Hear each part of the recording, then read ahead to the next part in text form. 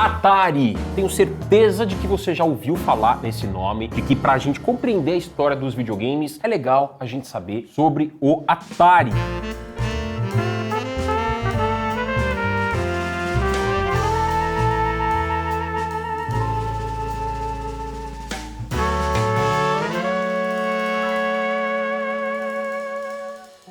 A você que está aqui acompanhando, eu sou o Mika, muito obrigado pela sua presença, deixa aquele like, já compartilha esse vídeo, porque hoje a gente vai fazer uma viagem por esse console, por essa marca incrível que é Atari. Pra gente entender e chegar aos videogames onde eles estão hoje, a gente precisa voltar um pouco no tempo, e é legal a gente passar por tudo isso para trazer conhecimento para vocês, compartilhar o que a gente puder compartilhar, e é claro, vocês também compartilharem isso com o mundo.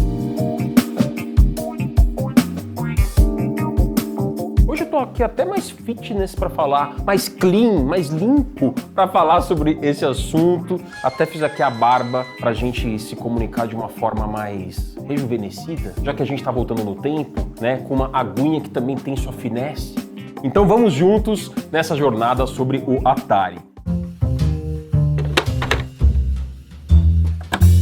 Vocês já devem ter ouvido falar de um cara chamado Nolan Bushnell. Esse cara, gente finíssima, super acessível. Ele é o cara que criou, que idealizou a Atari, e a gente vai chegar até lá explicando um pouco dessa história. Inclusive, o Nolan Bushnell está confirmado na BGS de 2023, tá bom? Nós do Flow Games estaremos lá e vamos conversar com ele e vocês vão acompanhar tudo isso com a gente. Esse cara, o Nolan Bushnell, ele é um engenheiro por formação de Utah, nos Estados Unidos, e ele sempre teve um sonho de trabalhar com mais do que ele fazia, né? Para que vocês tenham uma ideia, sendo um engenheiro, tá certo? Alguém que entende de exatas, alguém que entende de matemática, de sistemas, para aquela época isso era um outro contexto. Ele tinha um sonho de trabalhar com eletrônicos, numa época em que não tínhamos a concepção que temos hoje. E ele sempre foi um cara muito conectado ao entretenimento. Por exemplo, ele gostava muito de máquinas de pinball, e foi daí que as primeiras concepções do Atari começaram a nascer. Quando ele, de fato, botou na mesa, tirou a ideia e falou, vamos montar algo grande nessa indústria, ou melhor, vamos ver como é que essa indústria surge, não havia uma indústria, né, de videogames, foi a partir das máquinas de pinball que ele teve as suas primeiras inspirações. Thought to myself, hey, if I could put that screen with a coin slot in one of my arcades, it'd make money. E aí, em 1969, ele chamou um dos melhores amigos dele, também um tecnólogo para a época, digamos assim, que é o Ted Dabney. Então, eles fundaram uma empresa que tem esse nome bem estranho aí, que é a CZG Engineering, ou CZJ, se você preferir. Isso em 1969. Época em que os arcades eram febre, né, pessoal? Não havia ainda nenhum conceito de console doméstico, como a gente vê hoje. Então, eles fundaram o seu primeiro aparelho, o Computer Space. Vocês estão vendo esse formato meio geringonça que ele tem? Computer Space, um dos primeiros aparelhos do planeta em que você utilizava ficha para poder fazer ali o jogo, a execução rodar, tá certo? Era um jogo com alguns pontos na tela, dando uma ideia de aventura espacial. Então, era um conceito muito simples para o arcade, ainda não para casa. E ainda não tinha o nome Atari.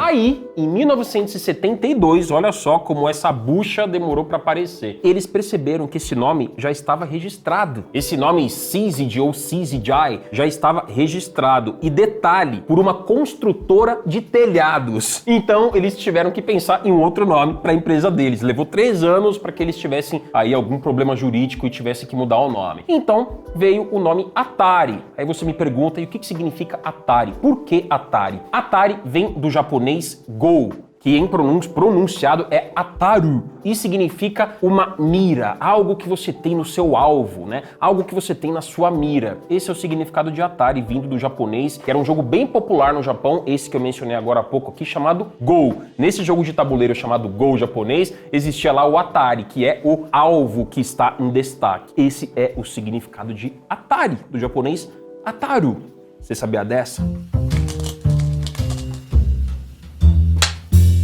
E nesse mesmo ano, o Nolan e o Ted contrataram um outro amigo deles, que é o Alan Alcorn. E então eles começaram a desenvolver algo mais robusto, que na época foi uma reprodução do jogo tênis, do Odyssey. Vocês devem ser familiarizados com esse nome, Odyssey, a Odisseia, o Gênesis de tudo, além do Atari, tá certo? O Atari não é necessariamente o Gênesis, o primeiro de tudo, certamente o que mais se popularizou, e sim um dos primórdios. E foi do tênis que nasceu o Pong. O Pong, pra quem de repente não conhece, aquele jogo em que você vê duas barrinhas, pode estar na vertical ou na horizontal, tanto faz, e você vê essas duas barras como dois traços e um ponto que vai de um lado para outro, num jogo que tem essa proposta competitiva, como se fosse uma partida de tênis mesmo, né? Essa é a proposta do Pong. Logo depois nasceu o Pong e foi uma explosão nos arcades. Teve campeonato, teve frisson, foi uma repercussão mundial. Todos os arcades da época quiseram adotar, estavam desejando o Pong. Por isso que ele tem esse caráter de revolução que ele tem.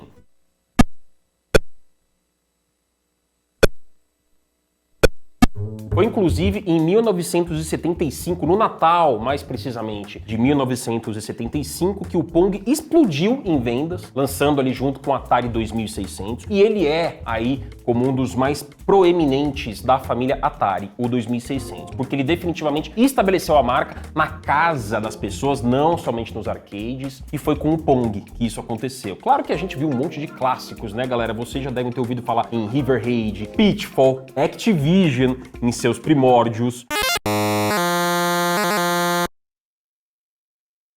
Né, o próprio River Raid ele é um shoot'em up, né, um jogo de navinha, como a gente conhece hoje. É daí que veio Gedarius, é daí que veio, por que não, Star Fox. Se a gente entrar no campo dos 3D, tudo isso pode ser visto como shoot'em up, tá certo? Numa época em que esse gênero nem era estabelecido ainda. Enduro, jogo de corrida, também pra época era o que mais tinha de realista. Daí começou a vir uma enxurrada de jogos que se estabeleceram ao longo das décadas.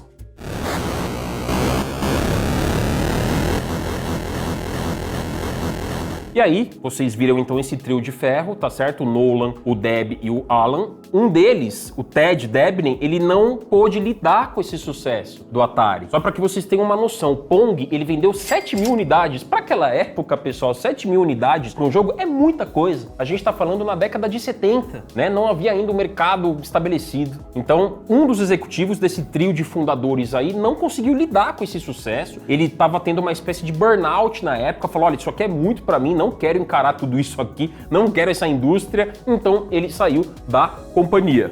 So I'm going to tell him I'm quitting. Essa é uma curiosidade bem legal. Conforme os anos foram passando e o Atari foi se expandindo, em 1976 a gente teve o Breakout, desenvolvido por ele, ninguém menos que Steve Jobs. Pois é, uma das cabeças aí da Apple, tá certo? Um cara super importante para a história da tecnologia. Sim, ele já foi muito envolvido com os jogos, inclusive na época vocês devem se lembrar do Apple II, que foi uma máquina que a Apple tinha nos computadores. Com o passar dos anos, né, galera, e muitos títulos que foram saindo, além desses que eu mencionei, Pac-Man, um clássico dessa época, Space Invaders, outro clássico que envolvia reflexo, timing, né, cálculo de você entender ali os inimigos que estavam chegando e movimentar a navezinha de acordo.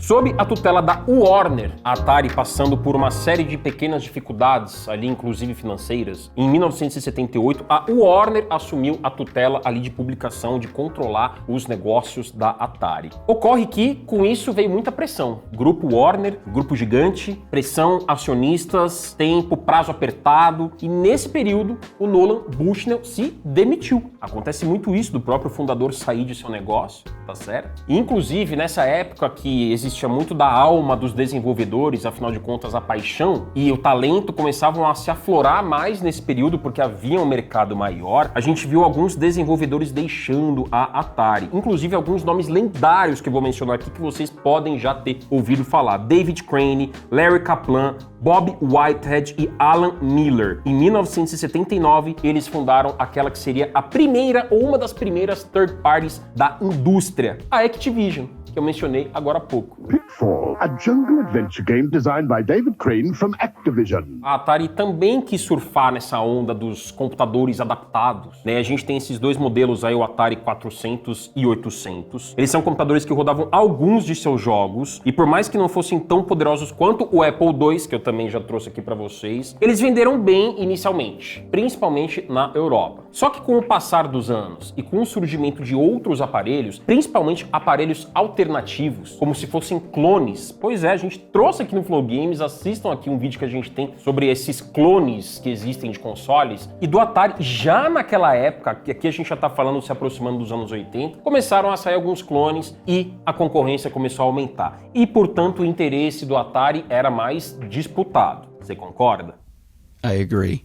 E aí veio o sucessor do Atari 2600, que é o Atari 5200. Vocês talvez não tenham ouvido falar tanto, né, do 5200. O 2600 é o mais marcante. Por quê? Porque ele foi o primeiro que estabeleceu a ideia de um console doméstico para você jogar grandes sucessos ou alguns sucessos do fliperama na sua casa. Só que o Atari 5200, depois desses problemas, depois da tutela da Warner, depois do Nolan Bushnell, o principal fundador, ter saído da empresa, o Atari 5200 já não era tão interessante ao consumidor, tão atraente ao consumidor. E a leva de jogos também começou a cair um pouco, né? Foi nessa época que a gente começou a ver algumas adaptações muito esquisitas, e vamos chegar a uma das mais populares de um caso muito famoso que eu tenho certeza de que você já ouviu falar. Foi em 1982 com o famoso jogo do ET. O jogo do ET, o que aconteceu? Por que ele é tão polêmico? Basicamente, a Universal estava injetando muito dinheiro no marketing, em toda a forma de fazer o merchan, né, do jogo, a publicidade e o estado de awareness, né, que a gente chama, né, as pessoas estarem consumindo aquele produto. Então, ela chegou na Atari com uma bolsa de dinheiro, injetando essa grana e falou: eu quero que vocês façam um jogo do ET. O problema? Em 5 semanas. Can you do E.T. in 5 weeks? And I said, yes, I can. 5 semanas para fazer um jogo baseado no filme do ET. Isso em 1982. Numa época, galera, em que os jogos levavam cerca de 5 meses. Muito pouco, né? Para aquela época, sim, mas aquela época era o normal. Eles tiveram que fazer 5 meses em 5 semanas. Resultado, um desastre. Um desastre comercial, um desastre midiático, um desastre de experiência. Uma experiência que se resume a qualquer coisa. E já naquela época, hein, já existia algum parâmetro para as pessoas consumirem e falarem: caramba, isso tá ruim, isso tá bom, né? No começo tudo é bom porque tudo é novo, mas, pô, quando saiu o jogo do ET, já existia um mercado, tá certo? It was like 50 pence for a weekend, and I still remember feeling like I wasted my money because it was bad. Inclusive, o criador do ET, que é um cara chamado Howard Warshall, já compareceu mais de uma vez aqui na Brasil Game Show também, um cara super aberto, super acessível, ele gosta de ser perguntado sobre isso, né? Tem aquela história dos cartuchos enterrados porque tiveram que desaparecer com as cópias que hoje valem muito dinheiro no colecionismo. A galera que coleciona, recebemos aqui o tiozão da Casa do Videogame, falamos aqui sobre isso em live. A galera que coleciona os flops aí da história, hoje eles valem muito. Então esse jogo do ET, ele vale muito aí no mercado de colecionismo. Então, esse criador, o Howard Warshall, que tá aí, super, tá vivo e tudo, ele já veio ao Brasil várias vezes e ele vai vir mais, eu tenho certeza, aí na Brasil Game Show, e quem sabe o Flow Games possa conversar com ele pra gente trazer mais dessa história que é muito legal dentro da jornada do Atari, não é mesmo?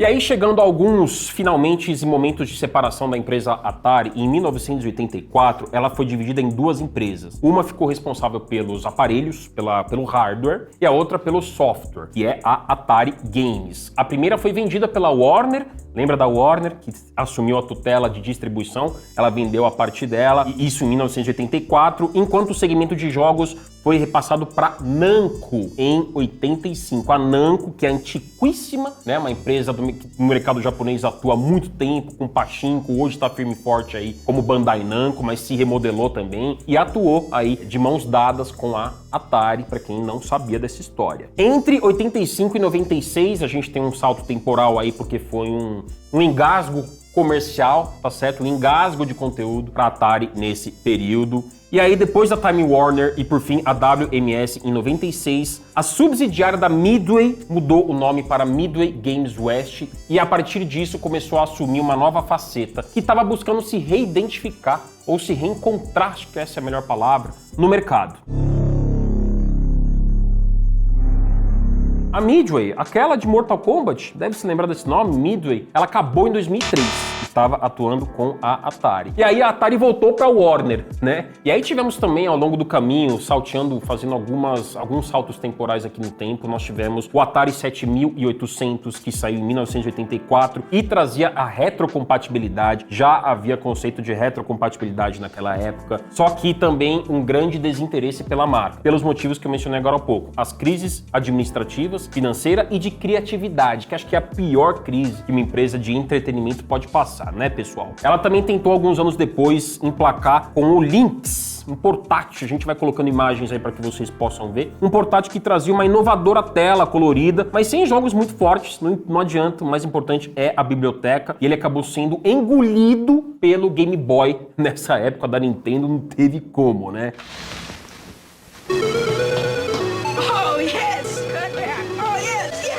E aí, sabe quem comprou a Atari? Essa aqui, história legal, eu lembro que eu acompanhei um pouco na época. A Hasbro, pra quem de repente não está familiarizado com esse nome, é uma marca de brinquedos. Faz também bonecos, jogos de tabuleiro, né, itens voltados aí em sua principal atração pra molecada aí, pra pessoal mais novo. E ela comprou o detalhe por uma pechincha. E daí ela acabou pegando os agregados, né, que vieram juntos. Inclusive a Infogrames. É isso mesmo, o GR no meio, tem um trava-língua aí no meio, Infogrames. A época aí da galera do PC do começo dos anos 2000, final dos anos 90, vai se lembrar desse nome, desse logo. A Infogrames fez muita coisa, entre os mais famosos, Alone in the Dark, Roller Coaster Tycoon, o Dragon Ball Z Budokai, tudo isso veio pelas mãos da Infogrames na antiguidade, nos primórdios da jogatina no PC.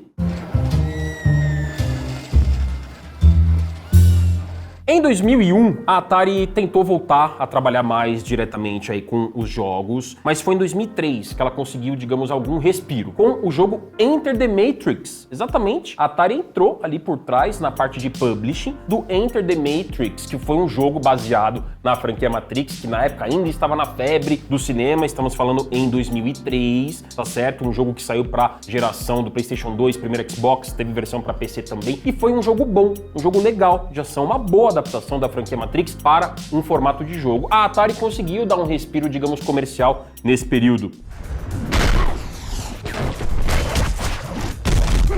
E basicamente esse é o status atual dela, né, pessoal? A Atari, ela fabrica, ela faz jogos, ela tá muito focada em trazer coleções. Essa é a atuação dela até hoje. Ela tentou inclusive emplacar aqui no Brasil a linha Flashback. Talvez alguns de vocês tenham acompanhado. Ela fez isso em parceria com a Tectoy. Esse produto foi comerciado pela Tectoy. Dispositivos, né, focados nessa jogatina de colecionismo, nessa jogatina retrô, né? Muitas coleções que a gente vê sendo lançadas por aí vem pelas mãos da Atari, principalmente focando nesses grandes clássicos que ela teve no passado. Isso até hoje, basicamente, até 2023, esse é o status da Atari.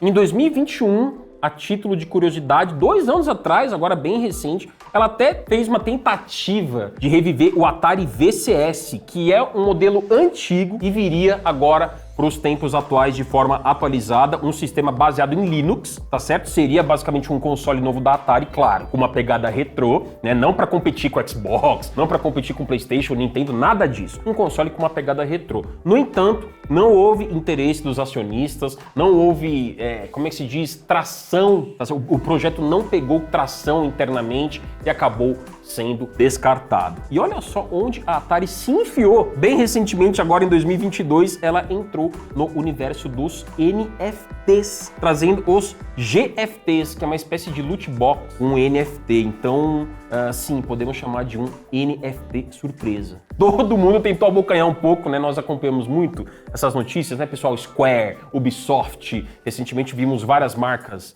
No mercado japonês também elas estão tentando, de alguma forma, no mobile é muito forte o mercado de NFT. A Atari também tentou se enfiar nisso em 2022 e também ficou pelas cucuias.